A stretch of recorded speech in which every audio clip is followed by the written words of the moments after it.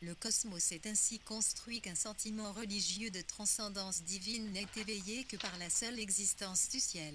Mais un aigle devant ce ciel, et il n'y a plus personne dont l'âme ne flotte pas. Mircea Eliade. La lupothérapie, ou la médecine par le loup. Comment la magie des loups peut nous guérir un matin de printemps? J'empruntais de bonne heure la route des Vlamoth aux Springs, au geyser Olfetful, ouverte à la circulation pour la première fois de l'année, pour me rendre au bassin de Norris Geyser. J'adorais cette époque où j'étais encore seule et pouvais me laisser porter par mes pensées. Norris est l'un de mes endroits de prédilection. Je me sens très proche du ventre de la terre-mer. Dans cette zone, la croûte terrestre ne fait que 5 km d'épaisseur, contre 50 km environ en moyenne. Yellowstone est un supervolcan endormi. De cette région émane une puissance particulière, parce que les possibilités infinies de la nature y sont vivantes. Norris est le site le plus chaud du parc, fait de feu et de glace. Les événements s'y succèdent parfois très lentement au vu de l'échelle du temps géologique et parfois, très subitement. C'est un endroit où la création n'arrive jamais à son terme. 197. La sagesse, elle où j'étais assise sur un tronc l'arbre, au milieu des glougloutements, des bouillonnements et les chuintements des sources chaudes. Entre pages à mine, is et neige, cours d'eau et des torrents exhalaient des nuages de vapeur. Des couvains chauds totalement déplacés dans cet environnement arctique. Le soleil avait du mal à trouver son chemin jusqu'aux eaux teintées de rouge et de bleu par les minéraux. J'entendis au loin un couinement, un glapissement, un crissement. Il s'éleva dans les airs et se mua en un rire clair, le fredonnement d'une diva, des coyotes. Mes amis sauvages, ils chantaient leur chant du matin, leur prière au soleil. La réponse se fit entendre jusque dans mon dos, plus profonde, plus paisible, plus longue, sortie d'une gorge puissante. Je me retournai au ralenti. À 5 mètres de moi, un loup gris clair me regardait. À la couronne dressée des poils de sa nuque, j'en conclus qu'il s'agissait d'un jeune animal. Les oreilles curieuses, pointées en avant. La queue à mi-hauteur trahissait toutefois son manque d'assurance. Mon appareil photographique était à portée de main, mais je renonçais à m'en saisir pour ne pas rompre le charme. Je retenais mon souffle. Mon pouls battait à mes oreilles. Nous nous regardions. Des yeux jaunes plongeaient dans des yeux bleus. Des secondes, des minutes, un instant d'éternité. Un oiseau s'envola à côté de moi, je sursautai. Le loup fit un bond en arrière, se retourna et s'enfuit. Je restai encore longtemps assise et tentai de comprendre cet instant. Un battement de paupières de l'éternité. Quelques heures plus tard, j'observais la meute du druid sur la route de la Lamar Valley lorsqu'un bus jaune bourré d'adolescents s'arrêta sur l'aire de stationnement. Les regards que nous échangeâmes entre observateurs des loups en disaient long. Par expérience, nous savions qu'une telle cohorte de jeunes gens était synonyme de manque d'intérêt, de bruit et d'anarchie. Il fallait punir les loups avec toute leur énergie débridée. Niais, cette fois, nous nous trompions. Lorsque le chauffeur ouvrit la porte, professeurs et élèves en descendirent, disciplinés et silencieux, et ce l'hypothérapie, 00 la médecine F, AR le loup présentèrent à nous. Nous leur fîmes sans bruit une brève présentation de HI famille de 10111, 5 que nous observions. Ce sont de vrais loups, demandèrent deux jeunes filles déjà gandées avec des piercings au nez, qui tremblaient de froid dans leurs vestes trop légères. Oui, vous voulez regarder, orienter ma longue vue en direction des loups et laisser tous les élèves regarder, l'un après l'autre, les druids qui jouaient là. Cool, ils sont trop hauts, soupira l'une des jeunes filles, des larmes dans la voix. Des vrais loups. Les ados étaient fascinés. Puis les loups se mirent à hurler. Les élèves se figèrent et écoutèrent. Bouche bée. Ce sont vos premiers vrais loups, dit la professeure en souriant, et elle me remercia d'avoir mis ma longue vue à leur disposition. Lorsque nous les regardâmes partir en agitant la main, j'eus une fois de plus honte de mes préjugés. De rencontre avec le loup, on ne peut plus différente. Et pourtant habité par la même magie. On ne peut pas rester insensible à la rencontre avec un loup sauvage. Elle touche quelque chose de très profond en nous, un recoin encore intact. Les peuples primitifs le savent. J'ai vécu près d'1 an dans la nature sauvage du Minnesota, dans une cabane en rondin, sans eau ni électricité, au milieu d'une région peuplée de loups et d'ours. Le terrain était limitrophe avec le territoire des Indiens Ojibwa. Un jour, en me promenant dans la forêt, je rencontrai Henry Small, Big Wolf, un guérisseur des Ojibwa. L'homme était de forte constitution et arborait une moustache à la Clark Gable, mais le fin trait de poil semblait tout aussi déplacé sur son visage rond que ses lunettes métalliques ringardes. Henri me dit que c'est la sagesse des loups tribus ne faisait aucune différence entre le loup et eux-mêmes. Le loup porte en lui la connaissance et enseigne l'humilité. Le grand créateur fit tout d'abord un cercle dans lequel tout le reste prit ensuite place. C'est pour cela que tout se meut en cercle, l'homme, de l'enfance à la mort, les saisons, les étoiles, le soleil, la lune, la terre, tout est rond le guérisseur, dont le polo est étendu sur son ventre et qui ne parvenait plus à fermer la fermeture éclair de son anorak, dit en plaisantant, « Regarde-moi, moi aussi, je suis rond. » Il reprit, « Il y a un rythme universel. Les loups sont les frères des hommes. Nous, les hommes, nous ne pourrions pas survivre sans les animaux.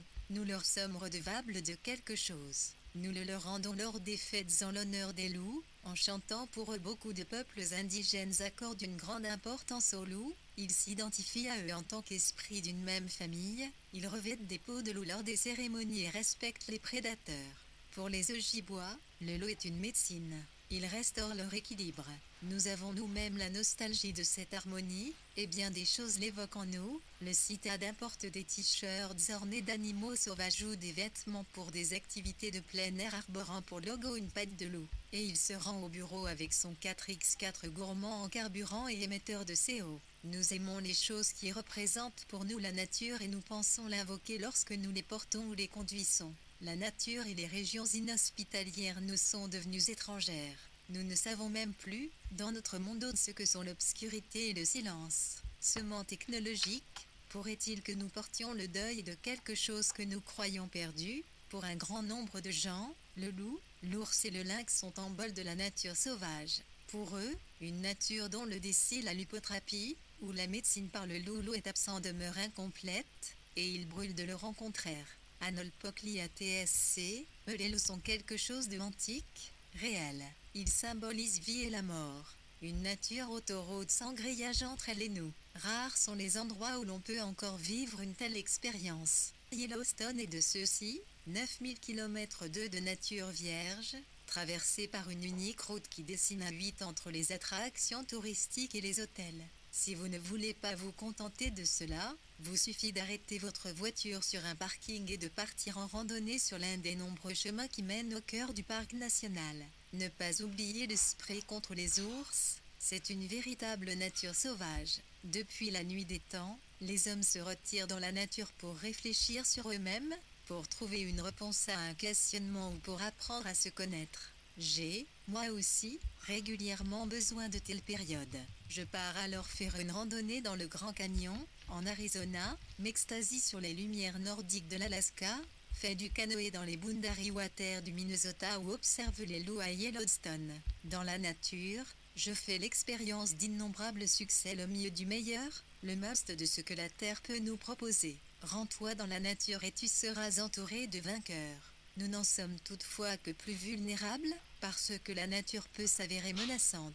Dans ma cabane de rondins du Minnesota, la ville la plus proche se trouvait à une trentaine de kilomètres, et je devais emprunter à pied une étroite piste de 8 kilomètres pour retrouver ma voiture sur la route. Il n'y avait ni réseau téléphonique ni liaison radio. Un coup de hache dans la jambe en fendant du bois, et je pouvais me vider de mon sang. C'est un risque que l'on doit prendre lorsqu'on recherche la solitude. Comme le dit la sagesse populaire, la nature sauvage n'est pas pour les courbés, elle peut être un cruel professeur pour les gens insouciants ou inexpérimentés. Les gens qui ont grandi dans la nature ne recherchent de 101 la sagesse des loups que rarement l'aventure. S'ils se mettent d'eux-mêmes dans des situations périlleuses, c'est souvent pour des raisons spirituelles, comme Robert Stanley, que je rencontrais dans la Lamar Valley. Il y a deux catégories de touristes à Yellowstone, ceux qui veulent voir les sources chaudes et les geysers et, en passant, emporter dans leurs souvenirs un grizzly ou un loup pour le raconter à leur retour. Et ceux qui sont en quête de quelque chose. Je le vois à leurs yeux, lorsqu'ils observent un loup. Robert était de ceux-ci. Nous sommes restés longtemps ainsi, côte à côte, à observer en silence la meute du canyon et sa louve dominante blanche. Robert semblait ne pas percevoir les autres touristes tant il était concentré sur les loups. Ce n'est que lorsque ces derniers furent partis, et avec eux les curieux bipèdes, que nous commençâmes à parler. Il me raconta son étonnante histoire et comment les loups l'avaient un jour sauvé. En juin 1969, Robert était au Vietnam, sergent chez les Bérets Verts, une unité spéciale de l'armée américaine. À cette époque, il avait combattu pendant 18 mois sans interruption.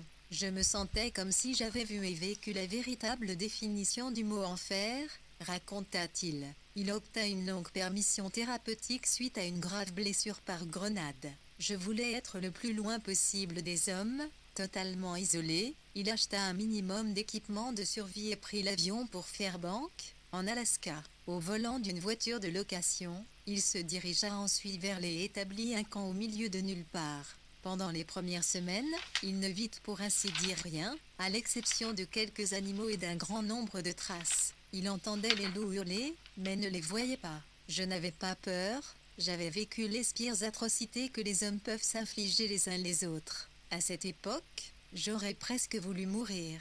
Je ne pouvais plus supporter l'horreur.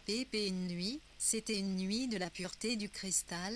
Je regardais le ciel dans un cri de désespoir adressé à un être supérieur, que ce soit Dieu, Allah, Rama, Bouddha ou qui que ce soit d'autre. Je suppliais la lupothérapie, ou la médecine par le loup d'obtenir une réponse à des questions pour lesquelles je savais qu'il n'y avait pas de réponse. Tard dans la nuit, j'entendis le long appel d'un loup. On aurait dit une âme qui m'appelait. L'unique fois où j'avais entendu un tel cri solitaire, c'était celui de mon propre esprit. Je pensais, qui que tu sois, il y a tant de choses sur lesquelles nous pouvons pleurer. Épuisé, il s'était ensuite endormi.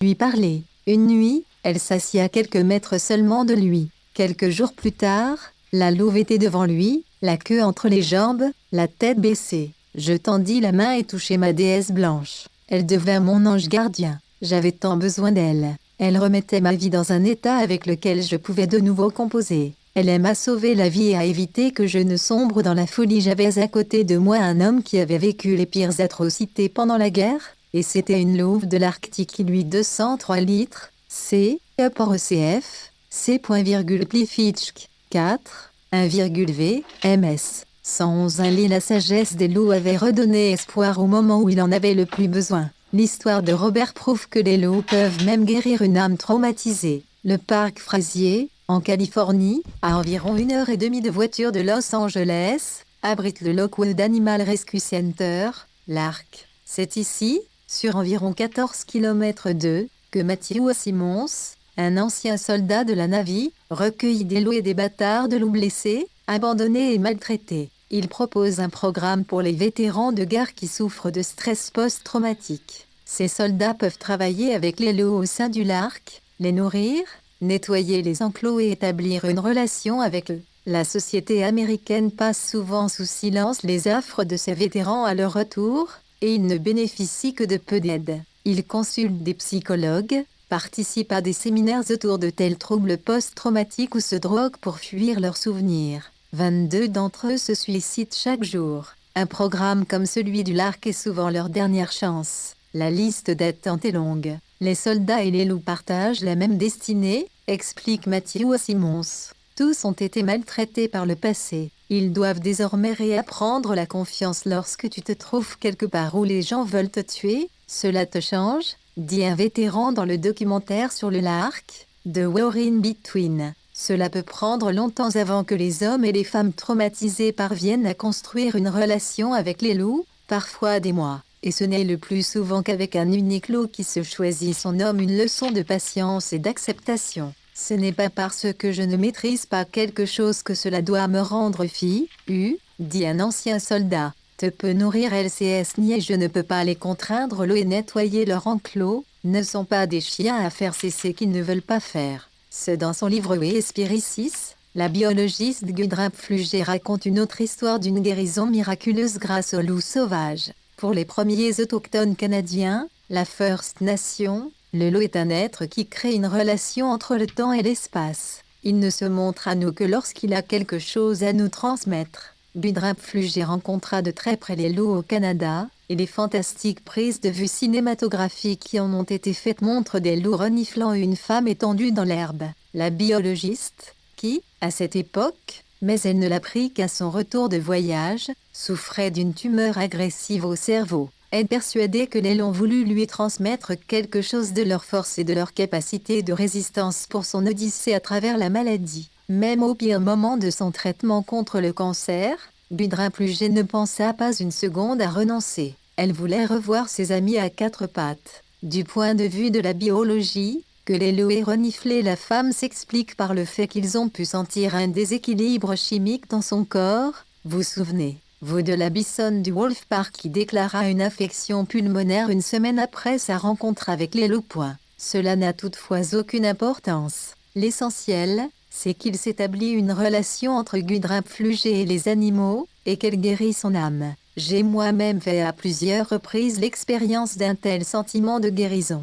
Chaque fois qu'une tragédie, ou la mort, assombrit ma vie, je trouve le réconfort dans la nature sauvage de Yellowstone, à un endroit où je peux toucher des arbres fossilisés. 6. Budrap Flugé, World Spirit, Menge Schicht von Luelfant und Wendern, Patmo. 2014, la sagesse des loups vieux de 50 millions d'années où une immense poche de magma en fusion bouillonne sous mes pieds, à un tel endroit, je me sens toute petite, pas insignifiante, au contraire. Ici, je peux me sentir comme un élément d'un tout, comme un élément du grand plan des choses. J'en ressens un profond apaisement. Pourquoi cherchons-nous le réconfort de la nature? Pourquoi nous sentons-nous si bien lorsque nous voyons, entendons, sentons et touchons des animaux? Lorsque nous observons un arbre et sentons le parfum des fleurs, lorsque nous regardons un cours d'eau tumultueux ou un lac paisible, dehors, dans la nature, je ne suis jamais seule et ne me sens jamais solitaire. Lorsque je suis assise sur ma colline de prédilection et que je regarde la Lamar Valley, j'ai parfois le souffle coupé par tant de splendeur, par tant de merveilles et de diversité. Il y a une intemporalité dans l'extrême beauté. Le présent ne s'efface pas, il devient éternité. Nous avons besoin de telles expériences dans la nature sauvage pour apprendre à être chez nous dans notre vie, pour sentir ce que c'est que d'être vivant. Lorsque, en tant que guide, j'accompagne des gens à la rencontre des loups dans le parc de Yellowstone, je perçois qu'il se passe quelque chose de mystérieux en eux quand ils entendent le hurlement des loups ou regardent dans leurs yeux. Quelque chose de familier. Ils voient quelque chose qui est en nous tous, que nous connaissons, mais que nous avons peut-être perdu. Quelque chose que nous redoutons, mais qui, simultanément, nous attire. On ressort changé de tels instants. Nous vivons avec les loups, et les autres animaux sauvages, un intense moment du présent. Nous sommes nous-mêmes et non ce que nous étions ou souhaiterions être, ou l'image que nous donnons de nous à travers notre compte en banque ou notre profil sur les réseaux sociaux. Un animal ne voit pas en nous l'image que nous souhaiterions donner de nous, mais ce que nous sommes réellement. Agression, peur, la lupothérapie, ou la médecine par le loup, manque d'assurance, bonheur ou flegme, les loups ont la capacité de percevoir nos émotions cachées. Nous sommes transparents pour eux et, de ce fait, livrés à eux. Il n'est pas donné à tout le monde de pouvoir se retirer dans la nature sauvage à la rencontre des loups. Mais nous pouvons, si nous sommes ouverts, ressentir en nous la sagesse des loups et rencontrer le loup qui est en nous. Cette expérience, je l'ai concrètement vécue lors d'un séminaire chamanique. Te prends le risque d'être taxé d'ésotérisme, mais je souhaiterais malgré tout vous raconter une expérience qui a mis sans dessus dessous le monde qui était le mien jusqu'à ce jour. À l'automne 2008, je fus invité en Bavière à un week-end de séminaire chamanique au cours duquel les participants devaient apprendre à utiliser dans leur vie la force et les connaissances du loup. Le séminaire était organisé par Oye Regensburger, qui vit au bord du lac Chiancé, et qui fut initié au chamanisme en Corée. Son maître était un guide spirituel des Indiens Lakota, de la réserve de Pine Ridge, Dakota du Sud. Mon travail consistait à les informer sur les loups, ainsi qu'à expliquer et interpréter les expériences vécues par les participants, à être quasiment une interprète des loups. J'avoue avoir été plus que sceptique. Le domaine du mystique n'était pas tout à fait une nouveauté pour moi, d'autant plus que j'avais passé 3 hivers à Santa Fe, au Nouveau-Mexique, à l'époque où c'était la citadelle intellectuelle des États-Unis. Mais cette rencontre était quelque chose d'entièrement nouveau pour moi. Je devais faire un recoupement entre les expériences et la pratique acquises par les participants au cours de ce processus chamanique et mes propres connaissances et expériences personnelles avec le loup. Pendant 3 jours, les participants entreprirent, sous la houlette de Ouye, divers voyages spirituels à la rencontre de la sagesse des lots animales fétiches. Ils jouèrent des percussions, dansèrent, hurlèrent et fabriquèrent des masques de loups en être. L'un de ces exercices tournait autour de la nourriture des loups et de la chasse. Tous furent plongés, une profonde méditation au rythme des tambours chamaniques et partirent pour un voyage spirituel. Ils devaient se mouvoir et chasser comme des loups. Ce qu'ils racontèrent de leur expérience me donne, aujourd'hui encore, la chair de poule.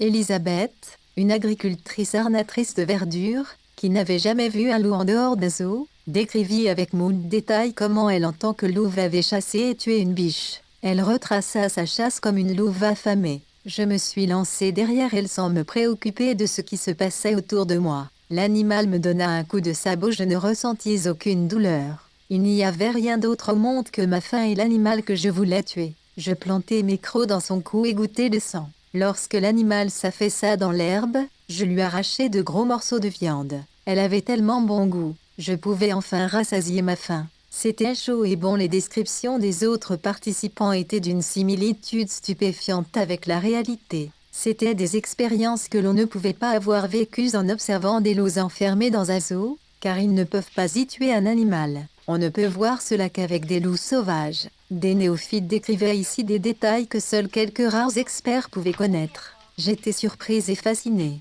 L'apogée de la soirée fut la grande danse du loup. Les participants mirent les masques qu'ils avaient eux-mêmes fabriqués et se transformèrent en une meute de loups au rythme des tambours. Je connais le chant des loups. Le chant que j'entendis alors était d'une authenticité fantomatique. Ces n'étaient plus des voix humaines qui, des loups, c'était Cisor, et j'avais la sensation qu'être la lupothérapie, ou la médecine par le loup milieu d'une meute. Les pauvres paysans du coin ont dû s'étonner de trouver leur bétail si effrayé dans les étables. Ce soir-là, chacun est libre d'avoir sa propre opinion sur le chamanisme peut incontestablement être très enrichi. Mais cette expérience s'entoure quiconque est capable de s'ouvrir. Ce séminaire m'a convaincu que nous avons déjà en nous toutes les connaissances sur le loup, les animaux, la nature et les contrées inhospitalières, et que nous pouvons les invoquer à chaque instant. Les participants n'ont pas seulement fait la connaissance du loup, ils se sont vécus eux-mêmes en loup, et ils ont maintenant une meilleure compréhension du loup et de sa vie.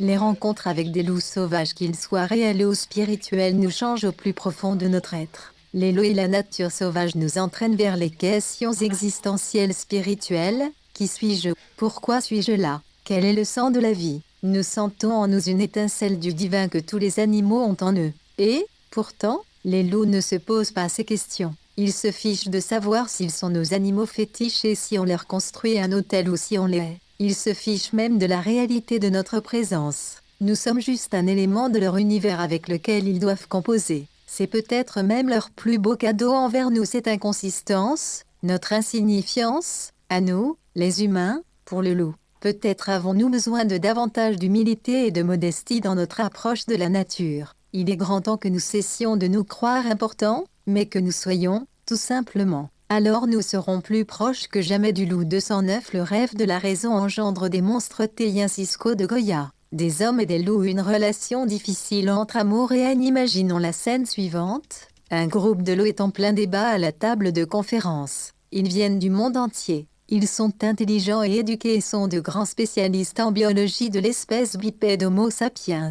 Ils débattent de leur relation avec les êtres humains au cours des derniers millénaires. À votre avis, que disent les loups? Peut-être évoquent-ils avec hargne les sévices et crimes de guerre que la race humaine a infligés à leurs ancêtres lupins. Ils pourraient également s'amuser des fantasmes bizarres des hommes et de leur désarroi, entre faits et fiction, dans leur relation avec eux. Les loups. Peut-être l'un ou l'autre des participants exprimerait-il son admiration pour ces hommes qui, autrefois, respectaient les loups, imitaient leur modèle familial et chassaient avec eux. Et leur cote de popularité montant en flèche auprès des bipèdes ferait également un excellent thème de discussion. Et, après ce tour de table épuisant sur la relation loup-homme, tous en arriveraient à la conclusion qu'il y a tant de facettes et d'individus différents qu'il serait risqué d'en tirer des généralités. La sagesse des loups, nous en arrivons à la même conclusion. nous qui travaillons intensément et depuis longtemps sur le loup. Il y a tant d'aspects différents dans la relation loup-homme qu'il n'est pas possible de généraliser, tout comme il est impossible de parler du loup.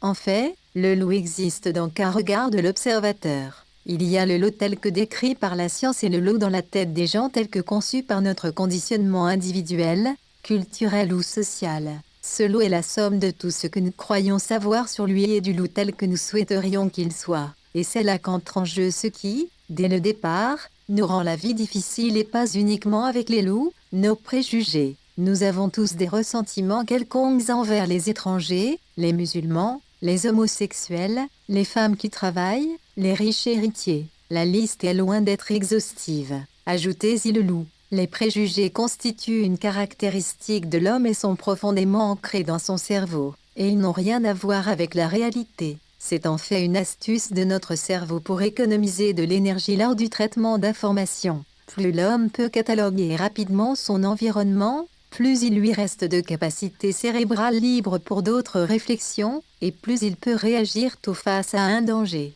Une fois ces préjugés assimilés, il est difficile de s'en débarrasser. Ils prennent en effet le contrôle sur le traitement des informations et ne cessent ainsi de s'auto-justifier. Le fait est que nous avons besoin de préjugés pour nous orienter dans la vie. Nous serions totalement dépassés si nous devions constamment analyser un par un tous les événements que nous vivons. C'est la raison pour laquelle nous devons, dans nos perceptions, simplifier les faits et les ranger par catégorie. Les préjugés sont complexes et variés et, de ce fait, difficiles à éliminer. C'est ainsi que l'attitude de l'homme vis-à-vis du loup est le plus souvent influencée dès son enfance. Un grand nombre de mythes et de légendes comme la petite fille avec une cape rouge qui se fait dévorer par le loup, les 7 chevreaux que le 6 anoios au 4A4 nol SDLZ11.11, 0 AESNJD LITMSWSUIOSNJDUASNJDOYOLI, Lixo. Penuna PR Aral un Royul, DNOAJON BXNOAWPSNJD 3 UATUA 44 Ovlixons Zeto, Coagis Noa Tempo Népal Tidieli Ojoi, Il Sciences LSO Atutio Tula Urt Pagia Eda DDOLSO 0 ou le NBXNOA. AWPSNJD Sol Xielit Lielita Soolske sur PCDO UIOSA UDNO LOCLS 1 DOAE Dulta NBTP 4 Ojno 4 OS Suyusa Osluo SIOJO. LURIAL NOSEF SUE GTRA en 4 Siejo 4 No 4 4 SA AXNA WPSNIO 4 APUA 1. Duan une Baata NB Slawio Eloea 4 Amboa Oasuera Oxodoli ONBTN Sotidea Soaeda DN DDO DTU Lien sur PCZ 041 On Sclinolan Luso à la Otu 4 Uatu Ananua 4 Suo 4 RT 4 Tesxna MAO Pesano resate anapolxa anaulsa ono yota oapua amazu odas noa atuatuaka ata SNJD 1 so 4 a 2 1 sur posoma a 4a, peompsuad jet co a accent circonflexe yotd ne dw, a, itsio afiustio stio a f zone d'activité 4 nopa agis noastos nos 1 seconde, dno molam no samo a 4a, PF et 8 8 ou 4 UL en OLSA en PSU A O A P sauf à NOYOSTNQ 8 POA AGIA APA en sol DNO ANB SA en SA 4 OSU A ACTU 4 E4 ANUS NOS AGIA ANULU EAEDNLREAEOD numéro 0 GEF, TA 1, page 94. En XOA 4 or une fille NBO et DSJOS LUEJUO TLENBO SUNU LUO XN et TUTU SAPA et BUP. Ode en JODNO JAETSA en 4A4 audio Suyusa Opus Outre Sa Atua Olu en Busos Anoni. A4C1 LUO Sosu Sudalp 111 4 Lio Uamoino 1 seconde Lagdno AJA et Samdiaga SP4 USDL Oliso ANB Solol Sote IDL Sao Soa INS Azion DN Luanos URCLUO, Usomp. Autom Sao Uola SLTE JSAJANB Slutso sauf sur Po IDL IELUATUA Piojo ATCLS ODN Olympo tu n'es pas l'ombito situi CCLM Monsieur El SOJONB LUATU en Buturaco 4 L Suof Suoatua SDUO 4D Soduj 9 Jus Wiostola Atsajo de Loa et la Santuo Tiso. SIA ALUS OJOALUS Nuoadwo Anaoano Alo Adujv. 4 SONB LUOGESJ 4e opus LULO UTSO 3. Serpod Sol Sue PS4 Au-dessus du nos plus d'épée au sort. 1. Yodeso Aedopio Nuo Alno Yosa Ombuk Nuo Tuldo. Q. Noix 4 8 Pouipu 12 Népal Jieli Dianoli 4 Lidulio 110, 141,10 Ombule DNO, SDA 101 seconde 3 C 113 secondes 31, 11,10 heures S3 Si la sagesse des loups demande s'il accepterait qu'une meute de loups habite dans la forêt communale voisine. La réponse ne se fait pas attendre, non pas c'est ce que je voulais dire. Dans la forêt communale, mais ce n'est alors, on ne pourrait plus s'y promener avec les enfants des loups, oui, n'y a pas devant sa porte, telle est la devise. La peur est la maladie de notre époque contre laquelle nous devons le plus lutter. Peur de l'ennemi, de l'étranger, du voisin, de Roi même, du pouvoir, de l'amour et de maintes autres choses qu'un symbole de plus pour tout ce qui est le loup semble n'être pas effrayant et méchant. La peur du loup fut l'une des raisons principales de la destruction de populations lupines entières. Toute personne éclairée sait de nos jours que le loup ne mange pas les êtres humains. Nous ne pouvons toutefois pas nous empêcher de regarder par-dessus notre épaule quand nous traversons une forêt fréquentée par les loups. Tu n'as pas entendu une branche craquer? Pour information, le loup se déplace silencieusement, sans un craquement, ce n'était pas une ombre. Là, la peur du loup se niche au plus profond de nos gènes. Elle est biologiquement programmée, tout comme la peur des serpents et des araignées, explique le psychologue de l'évolution Harald Ahlé.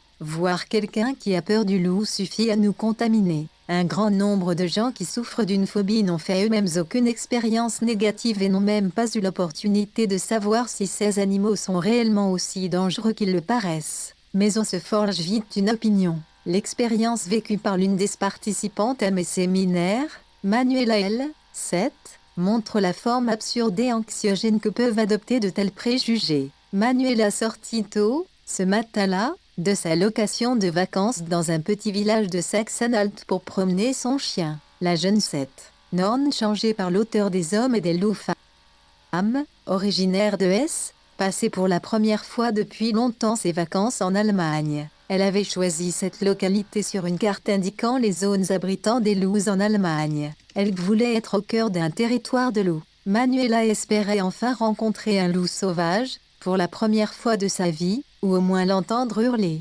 C'était tellement beau de savoir qu'il pouvait être à proximité, me raconta-t-elle, les yeux brillants. Et c'est ainsi que, ce matin-là, elle avait mis ses jumelles dans son sac à dos et pris ses 2 chiens en laisse, puis elle s'était mise en route. Alors que sa chienne de 13 ans, Emma, un mélange de Boston et de terrier, restait à proximité de sa maîtresse, Freya, une chienne de 4 ans matinée de Overwar, profitait des 10 mètres de sa laisse pour renifler dans les buissons. Manuela entendit soudain une voix de femme effrayée. « Là, un loup !» Une voix d'homme répondit « Mais non, c'est juste un chien !» Un couple de personnes âgées apparut bientôt sur le chemin. Vêtus d'un pantalon et d'une veste de randonnée, ils portaient un sac à dos. Freya s'était depuis longtemps empressée de rejoindre sa maîtresse. « Excusez-moi, j'ai pris votre chien pour un loup ?» s'excusa la femme. « Croyez-vous qu'il serait possible de voir un vrai loup ici ?» demanda Manuela, le cœur battant. Peut-être lui donnerait-il des indications concrètes. L'homme entra instantanément dans une colère noire. « Ces saloperies, elles ont complètement déchiqueté le chien de chasse d'un garde forestier que je connais, alors qu'il était sagement assis sous un affût perché. » Le visage de l'homme s'empourpra et les veines de son front gonflèrent lorsqu'il reprit. « Tout près d'ici, ils ont tué toute une harde de plus de 100 mouflons, et ils les ont laissés sur le sol. » La sagesse des 1-0, même sa voix dérailla. « Hurlait sur ce CE on attend pour faire Manuela, Kitty un J, UATS entre quelque chose. La politique doit prendre les choses en sien. Mais ces maudits écologistes et protecteurs des animes, MN ont eu un puissant lobby beaucoup trop. » Sa femme l'approuva d'un fort hochement des têtes. Elle en aurait presque perdu ses lunettes. « On ne peut plus aller en forêt avec les enfants, rouspéta-t-elle. Dans les fermes là-bas, plus une seule paysanne n'ose mettre son bébé dans la cour dans sa poussette sans surveillance. Que le bout de chou se met à pleurer, et ça excite les loups, qui viennent aussitôt pour l'en arracher. » Elle en avait les larmes aux yeux. Manuela n'aurait pas su dire si c'était de compassion pour l'enfant ou de colère contre ces monstres assoiffés de sang qui guettent les innocents petits-enfants. « Il faudra qu'il se passe un drame pour que ça bouge, » reprit la femme en jetant un regard de colère sur Freya et Emma couchées aux pieds de leur maîtresse, pour ainsi dire les représentantes de ces carnassiers meurtriers. « C'est un spécialiste qui me l'a dit, un chasseur, » ajouta-t-elle d'un ton déterminé. Manuela se sentit comme catapultée au Moyen-Âge et elle décida de solder la version des randonneurs d'un hochement de tête neutre. Elle saisit la laïssesse de ses chiens et voulut reprendre sa route. L'homme avait visiblement décidé de surpasser sa femme dans l'art dramatique. Il passa la main dans son dos au niveau de la ceinture et brandit un pistolet. « Depuis des mois, je ne vais plus jamais dans la forêt sans ça », pesta-t-il en faisant des moulinets avec son arme sous le nez de Manuela, qui poussa discrètement ses chiens derrière elle.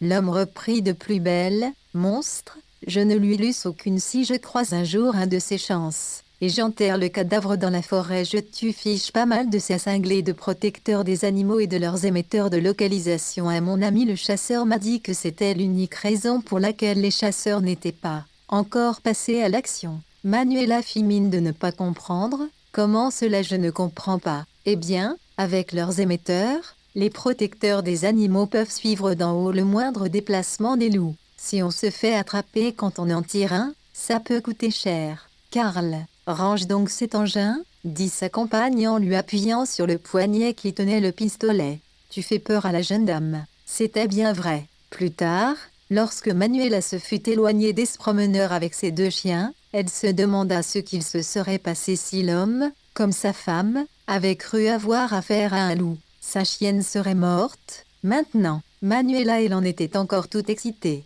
Nous voulûmes savoir si elle projetait de nouvelles vacances lupines. Bien sûr que non, répondit-elle. Nous irons désormais dans des endroits plus sûrs. Et je ne veux pas dire sûrs contre les loups, mais sûrs contre ces cinglés de bipèdes. Vous aurez vraisemblablement secoué la tête d'incrédulité en lisant cette histoire. Mais ils ont la peau dure, les préjugés, l'ignorance, l'intolérance. Ce sont les principales menaces qui planent sur la survie du loup. Les démons originels de notre enfance ne les sentent personne indifférent, parce que leurs cousins domestiqués vivent chez nous, dans nos foyers, depuis des millénaires. Les loups nous semblent familiers. Nous les aimons ou les haïssons, mais ils nous sont, en réalité, étrangers, et nous apparaissent, de ce fait, comme une menace. Ils n'appartiennent pas à notre monde et en ont été exterminés pour de bonnes raisons. La place du loup est dans la nature, sauvage, celle de l'homme, dans la littérature cultivée. Ils ne peuvent pas vivre ensemble, c'est du moins ce que l'on entend couramment. Nous n'avons rien contre les lots YX, la sagesse des lots absurdes. Par exemple, introduire les lots dans la forêt bavaroise et s'assurer d'une manière quelconque qu'ils y restent. Les mettre derrière un grillage, peut-être, indépendamment du fait